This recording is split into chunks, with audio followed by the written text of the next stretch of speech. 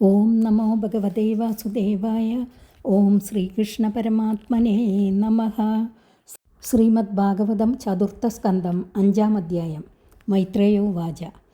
ഭവോ ഭവാന്യാ നിധനം പ്രജാപതേരസത്കൃതായ അവഗത്യ നാരദാത് സ്വപാർഷദഃ സൈന്യം ച തദധ്വരേർഭുവിഃ വിദ്രാവീതം ക്രോധമപാരമാദദേ. മൈത്രേയർ പറഞ്ഞു, ദക്ഷ പ്രജാപതിയുടെ ധിക്കാരം നിമിത്തം സ്വപ്രിയ ദേഹനാശവും യാഗാഗ്നിയിൽ നിന്ന് പുറപ്പെട്ട ഋഭുക്കൾ എന്ന ദേവന്മാരുടെ ശക്തി നിമിത്തം തൻ്റെ അനുജന്മാരുടെ സമൂഹം ഓടിപ്പോയതിനെയും ശ്രീ നാരദ മഹർഷിയിൽ നിന്നറിഞ്ഞ ശ്രീ ശിവൻ പ്രതികാരം ചെയ്യുവാൻ സമർത്ഥമായിരിക്കുന്ന അപാരമായ കോപത്തെ അംഗീകരിച്ചു. ക്രുദ്ധസുദഷ്ടോഷ്ടപുടസദുർജഡിർ ജഡാം തടിദ്വഗ്നി സഡോഗ്രരോജിഷം ഉത്കൃത്യ രുദ്രസഹസോത്തിദോഹസൻ ഗംഭീരനാദോ വിസസർജതാംബുവി. കോപാധിക്യത്താൽ ചുണ്ടുകടിച്ചുകൊണ്ട് പെട്ടെന്നെഴുന്നേറ്റ ഭയങ്കരമൂർത്തിയായ ശ്രീരുദ്രൻ പരിഹസിച്ചുകൊണ്ട് മിന്നൽ പോലെയും അഗ്നി പോലെയും ഉജ്ജ്വലിക്കുന്ന ജടാഭാരത്തെ കെട്ടഴിച്ചിട്ട് ഗംഭീരനാദം ചെയ്തുകൊണ്ട് ആ ജടയെ നിലത്തടിച്ചു. തതോദികായസ്തനുവാസ്പൃശൻ ദിവം സഹസ്രബാഹുർഘനരുക്തൃസൂര്യദൃക് കരാളദംഷ്ട്രോ ജ്വലദഗ്നിമൂർധജഃ കപാലമാലി വിദിതോദ്യതായുധഃ. ജടകളുടെ ആഘാതത്തിൽ നിന്ന് മഹത്തായ ഒരു ഭൂതമുണ്ടായി. ആ സത്വത്തിൻ്റെ ശരീരം അസാധാരണ വലിപ്പമുള്ളതായിരുന്നു. ശിരോഭാഗം കൊണ്ട് ആകാശത്തെ സ്പർശിക്കുന്നുമുണ്ട്. അനേകം കൈകളും മേഘം പോലെ ശ്യാമളമായ ശരീരവർണ്ണവും അതികഠോരപ്രഭയോടുകൂടിയ 3 സൂര്യന്മാരെ പോലെ തീ പുറപ്പെടുന്ന 3 നേത്രങ്ങളും ഭയം ജനിപ്പിക്കുന്ന ദംഷ്ട്രങ്ങളും തീ പോലെ കത്തിക്കാളുന്ന തലമുടികളും മനുഷ്യരുടെ കപാലങ്ങൾ കോർത്തുണ്ടാക്കിയ മാലയും ഉയർത്തിപ്പിടിച്ച നാനാവിധങ്ങളായ ആയുധങ്ങളും ഉള്ളതുകൊണ്ട് ദർശനമാത്രത്താൽ സകലവും സംഹരിപ്പാനുള്ള ശക്തി ആ ഭൂതത്തിനുണ്ടെന്ന് സ്പഷ്ടമായിരിക്കുന്നു. തം കിം കരോമീതി ഗൃണന്തമാഹ ബന്ധാഞ്ജലിം ഭഗവാൻ ഭൂതനാഥഃ ദക്ഷം സയത്നം ജഹിമൽഭടാനാം ത്വമഗ്രണീ രുദ്രഭടാംശകോ മേ. അഞ്ജലിബന്ധം ചെയ്തുകൊണ്ട് ഞാൻ എന്തു ചെയ്യണമെന്ന് കൽപ്പിക്കണമെന്ന് പറയുന്ന ആ വീരഭദ്രനോട് ഭൂതങ്ങളുടെ നാഥനായ ശ്രീ ഭഗവാൻ പറഞ്ഞു, സകല ജനങ്ങൾക്കും ഭയത്തെ ജനിപ്പിക്കുവാൻ സമർത്ഥനായ ഭട, നീ എൻ്റെ അംശമാകുന്നു. എൻ്റെ ഭടന്മാരുടെ അഗ്രഗണ്യനായിരിക്കുക. ദക്ഷനെയും യാഗത്തെയും ധ്വംസനം ചെയ്യുക. ആജ്ഞപ്തയേവം കുപിതേന മന്യുന സദേവദേവം പരിചക്രമേ വിഭും മേനെ തദാത്മാനമസങ്കരം ഹസ മഹീയസാം താദസഹസഹിഷ്ണും. കോപിച്ചിരിക്കുന്ന ശ്രീരുദ്രൻ ഇപ്രകാരം കൽപ്പിച്ചപ്പോൾ ആ മഹാഭൂതം എല്ലാം സാധിപ്പിക്കുവാൻ സമർത്ഥനായിരിക്കുന്ന ആ ദേവദേവനെ പ്രദക്ഷിണം ചെയ്തു. ഹേ വിതുര, അപ്പോൾ അവന് എത്ര തന്നെ അധികരിച്ച ബലം നേരിട്ട് വന്നാലും അതിനെയെല്ലാം സഹിപ്പാനുള്ള അപാരശക്തി തനിക്കുണ്ടെന്നുള്ള ആത്മവിശ്വാസമുണ്ടായി. ഈശ്വരപ്രസാദം സിദ്ധിക്കുമ്പോൾ ആത്മാവിൽ തന്നെ ഇരിക്കുന്ന ശക്തിയുടെ ബോധം ഉണ്ടാകും. അന്യൂയമാന സദുരുദ്രപാർഷദേർ വൃഷം നദദ്ഭിർ വെനദൽസുഭൈരവം ഉദ്യമ്യശൂലം ജഗദന്തകാന്തകം സപ്രാദ്രവത് ഘോഷണഭൂഷണാംഗൃഹി. ഭഗവാന്റെ അനുഗ്രഹത്താൽ തന്നെ എതിർക്കുവാൻ ശക്തനായിട്ട് മറ്റൊരുവനില്ലെന്നുള്ള ആത്മവിശ്വാസത്തോടു കൂടിയ ആ മഹാഭൂതം വീരഭദ്രൻ രുദ്രപാർഷദന്മാരാൽ അനുഗതനായിട്ട് അതിവേഗത്തിൽ ദക്ഷയത്നശാലയിലേക്ക് പാഞ്ഞു സഞ്ചരിച്ചു. രുദ്രപാർഷദന്മാർ മഹാവീരനായ വീരഭദ്രനെ നാഥനായി സിദ്ധിച്ചതിനാലുള്ള സന്തോഷത്തെയും അതിനിമിത്തം അവരിൽ ഉജ്ജ്വലിച്ച പരാക്രമത്തെയും പ്രകാശിപ്പിക്കുവാൻ മതിയായ വിധത്തിൽ അതിഭയങ്കരമായിട്ട് അട്ടഹാസം ചെയ്യുന്നവരായിരുന്നു. ശിവാജ്ഞ പരിപാലനത്തിൽ തനിക്കുള്ള സന്തോഷത്തെയും ശക്തിയെയും സൂചിപ്പിക്കുവാനായിട്ട് വീരഭദ്രനും ഭയങ്കരമായി ശബ്ദിച്ചു. സഞ്ചരിക്കുന്ന സമയം കാലിൽ കിടക്കുന്ന ഭൂഷണങ്ങളിൽ നിന്നും മഹാശബ്ദം ജനിച്ചു. അദർത്തിജോ യജമാന സദസ്യാഹ ഖഗുഭ്യുദീച്യാം പ്രസമീക്ഷ്യരേണും തമക്കിമേതത്കുതയേതദ്രജോഭൂ ദ്വിജപത്ന്യശ്ച ദദ്യുഹു.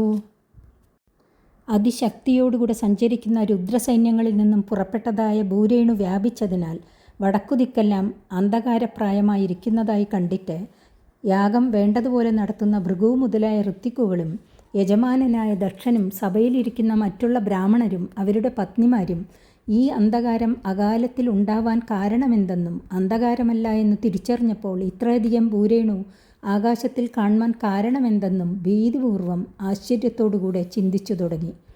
വാദാനവാന്തീന ഹി സന്ധിതസ്യ വഹ പ്രാചീനബർഹിർജീവതീഹോഗ്രദണ്ഡഃ ഗാവോ ന കാല്യന്ത ഇദം കുതോ രജോ ലോകോധുനാ കിം പ്രളയായ കൽപ്പതേ.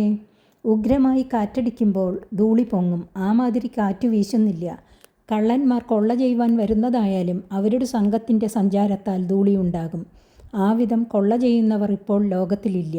എന്തുകൊണ്ടെന്നാൽ മര്യാദ തെറ്റി നടക്കുന്നവരെ ഉഗ്രമായി ദണ്ഡിക്കുന്ന പ്രാചീന ബർഹിസ് എന്ന രാജാവ് ലോകപാലകനായിരിക്കുന്നുണ്ട്. പശുക്കൂട്ടം സഞ്ചരിച്ചാലും ധൂളി പൊങ്ങും. അവരുടെ സഞ്ചാരവും ഇപ്പോൾ ഇല്ല. ഈ ധൂളി ഉണ്ടാവാൻ മതിയായ കാരണം കാണുന്നില്ല. ലോകം അകാലത്തിൽ നശിപ്പാൻ പോകുന്നുവോ, ഇത് തന്നെയോ അതിനുള്ള കാലം എന്നിങ്ങനെ സദസ്യർ ശങ്കിച്ചു. പ്രസൂതിമിശ്രാസ്ത്രിയ ഉദ്വിഗ്നചിത്ത ഊജുർവിഭാഗോ വൃജിനസൈഷതസ്യ യത്പശ്യന്തീനാം ദുഹിതൂണാം പ്രജേശഃ സുതാം സതീം അവദദ്യാതനാഗാം. ലോകനാശകാരണം അറിഞ്ഞിരുന്നാലും ദക്ഷഭീതി നിമിത്തം അനുജീവികളായ സദസ്യന്മാർ തുറന്നു പറഞ്ഞില്ല. പ്രസൂതി മുതലായ ദക്ഷപത്നിമാർ നിർഭയകളായിട്ട് ലോകനാശത്തിലുള്ള കാരണം തന്നെയാണ് ഈ കാണപ്പെട്ടതെന്ന് പറയുന്നു. സതീദേവിയുടെ ദേഹനാശം നിമിത്തം മാതൃസംഘം തന്നെ തപിച്ചിരിക്കുന്നു. തന്മധ്യത്തിൽ ഈ ഘോരമായ ധൂളി പൊങ്ങുന്നതും കണ്ടതിനാൽ പ്രസൂതി മുതലായ ദക്ഷപത്നിമാരുടെ മനസ്സിന് കഠോരമായ ദുഃഖം ബാധിച്ചു.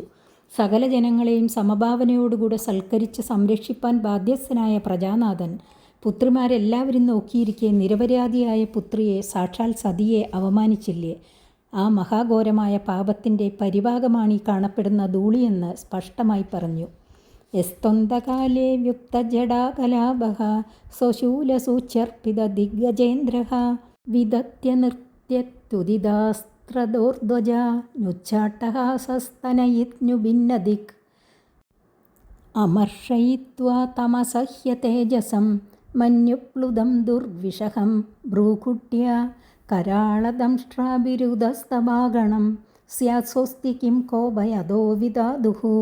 യാതൊരു ദേവൻ സ്വതേ ലോകനാശം വരുത്തുവാനുള്ള ഈശ്വരനായിരിക്കുന്നുവോ, ആ കാലം വരുമ്പോൾ ആരും കോപിക്കാതെ തന്നെ ജഡയാകുന്ന ഭൂഷണത്തെ അഴിച്ചിടുമോ? തൻ്റെ ശൂലമാകുന്ന സൂചിയുടെ അഗ്രത്തിൽ ദിഗ്ഗജങ്ങളെ കോർത്തുപിടിക്കുമോ? ശ്രവണമാത്രത്താൽ ലോകം നടുകുമാറ് ഉച്ചമായും ഭയങ്കരമായും ഇരിക്കുന്ന ഹാസമാകുന്ന ഇടിശബ്ദത്താൽ ദിക്കുകളെല്ലാം പൊട്ടിപ്പോകുമോ? പുരികങ്ങളുടെ ചലനമാത്രത്താൽ സൂചിപ്പിച്ചിരിക്കുന്ന കോപോജ്വലമായ മുഖത്തെ നോക്കുവാൻ പോലും മറ്റുള്ളവർക്ക് കഴിയുകയില്ലയോ? ഭയങ്കരങ്ങളായിരിക്കുന്ന ദംഷ്ട്രകളിൽ നിന്ന് പുറപ്പെടുന്ന തേജസ്സിനാൽ സൂര്യാദി തേജോഗോളങ്ങൾ നഷ്ടപ്രഭങ്ങളായി ഭവിക്കുമോ? നാനാവിധങ്ങളായ ആയുധങ്ങളെ ധരിച്ചിരിക്കുന്ന കൈകളാകുന്ന കൊടിമരങ്ങളെ ചലിപ്പിച്ചുകൊണ്ട് സംഹാര താണ്ഡവം ചെയ്യുമോ? ആ ശ്രീരുദ്രനെ മുമ്പ് തന്നെ മരീചി മുതലായവരുടെ യാഗത്തിൽ അധിക്ഷേപിച്ച് കോപം ജനിപ്പിച്ചിരിക്കെ ഇപ്പോഴും ശിവപത്നിയും സ്വപുത്രിയുമായ സതിയെ അവമാനിച്ചതിനാൽ അധികം കോപിപ്പിച്ചിരിക്കുന്ന പ്രജാപതിക്ക് ഭദ്രം ഭവിക്കുവാൻ യാതൊരു മാർഗവും കാണുന്നില്ല. ഇപ്പോഴുണ്ടാകുന്ന യാഗവിഘ്നത്തെ മുമ്പത്തെ പോലെ മന്ത്രശക്തിയാൽ തടുക്കുവാൻ സാധിക്കുകയില്ല. ബഹേവമുദ്വിഗ്നദൃശോച്യമാനേ ജനേന ദക്ഷസ്യ മുഹുർമഹാത്മനഃ ഉത്പേതുരുത്പാദതമാസഹസ്രശോ ഭയാവഹാദിവി ഭൂമൗജപര്യക്. ഭയം നിമിത്തം ചലിച്ചുകൊണ്ടിരിക്കുന്ന കണ്ണുകളോടുകൂടിയ ജനസമൂഹം ഇങ്ങനെ അനേക വിധത്തിൽ പറഞ്ഞുകൊണ്ടിരിക്കെ അതിധീരനായ ദക്ഷനും ഭയം ജനിപ്പിക്കുവാൻ സമർത്ഥങ്ങളായ നാശലക്ഷണങ്ങൾ ആകാശത്തിലും ഭൂമിയിലും നാലുഭാഗത്തിലും അസംഖ്യം കാണപ്പെട്ടു. താവസ്സരുദ്രാനുചരേർമകോ മഹാനാനായുധേർവാമന കൈരുദായുധൈഹി പിംഗൈ പിശങ്കേർ മകരോദരാനനൈഹി പര്യാദ്രവദ്ഭിർ വിതുരാന്വരുദ്ധ്യത. ഹേ വിതുര, ജനങ്ങളെല്ലാവരും ഇങ്ങനെ ഭയപ്പെട്ടുകൊണ്ട് നിൽക്കുമ്പോൾ ശ്രീ രുദ്രപാർഷദന്മാർ വന്ന് മഹത്തായ ആ യാഗത്തിന് വിഘ്നം വരുത്തി. പാർഷദന്മാരിൽ ചിലർ ഉയരം നന്നേ കുറഞ്ഞവരും ചിലർ കപിലവർണ്ണവും മറ്റു ചിലർ മഞ്ഞ നിറവുമുള്ളവരും നാനാവിധങ്ങളായ ആയുധങ്ങളെ കൈകളിൽ ഉയർത്തിപ്പിടിച്ച് നാലുപാടും പായുന്നവരുമായിരുന്നു. കേചിത് ബഭജ്ജു പ്രാഗ്വംശം പത്നീശാലാം തഥാപരേ സദ ആഗ്നീന്ദ്രശാലാം ച തദ്വിഹാരം മഹാനസം. കിഴക്കും പടിഞ്ഞാറും ഓരോ സ്തംഭങ്ങൾ നാട്ടിയിട്ട് കിഴക്കു പടിഞ്ഞാറ് നീളത്തിൽ വെച്ചിരിക്കുന്ന പോതികയ്ക്ക് പ്രാഗ്വംശം എന്നുപേർ. യാഗശാലയുടെ താങ്ങായിരിക്കുന്ന ആ പോതികയെ ചിലർ വെട്ടിമുറിച്ചു. അതിൻ്റെ പടിഞ്ഞാറു ഭാഗത്തിൽ യജമാനാദികളുടെ പത്നിമാരിരിക്കുന്ന ശാലയെ ചിലർ നശിപ്പിച്ചു. അഗ്നിമന്ത്രം ഉച്ചരിച്ചും കൊണ്ടിരിക്കെ ആഗ്നിദ്രന്മാരെന്ന് പറയപ്പെടുന്ന കാർമികളിരിക്കുന്ന സ്ഥാനത്തെ വേറെ ചിലർ നശിപ്പിച്ചു.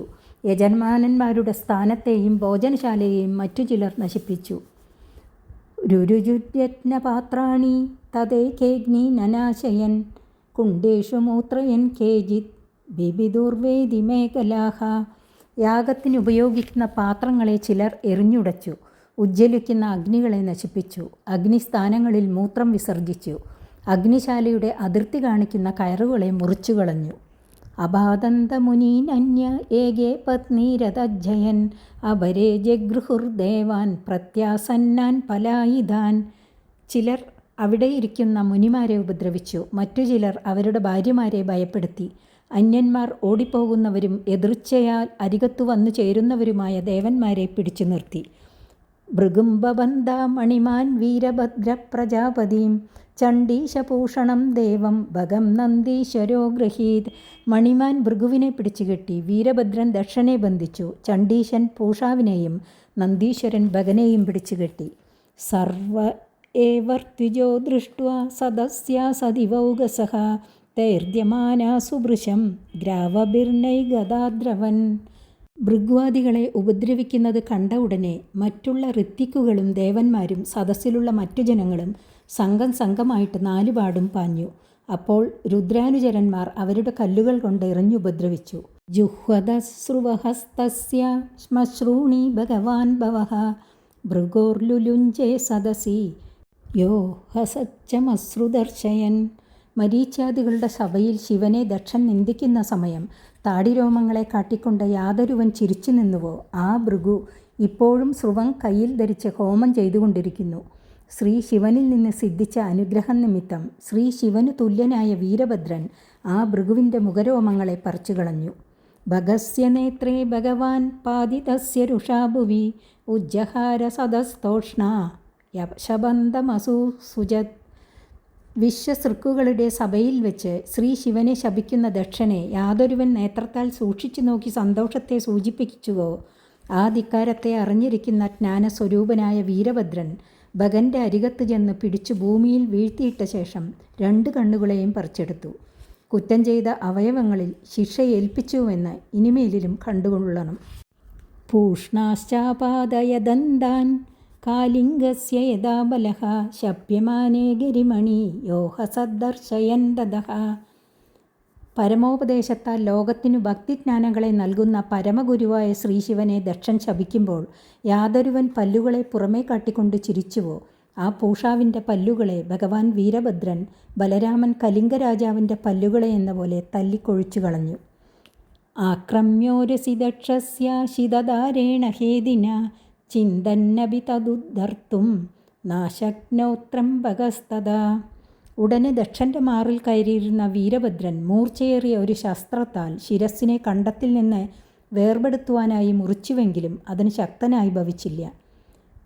ശസ്ത്രൈരസ്ത്രാന്യുതൈരേവം അനിർഭിന്നത്വജം ഹരഃ വിസ്മയം പരമാപന്നോ ദദ്യോ പശുപതിശ്ചിരം. മന്ത്രങ്ങളെ ഉച്ചരിച്ചും കൊണ്ട് ശസ്ത്രങ്ങളാൽ ദക്ഷൻ്റെ ശിരസിനെ ഛേദിച്ചു.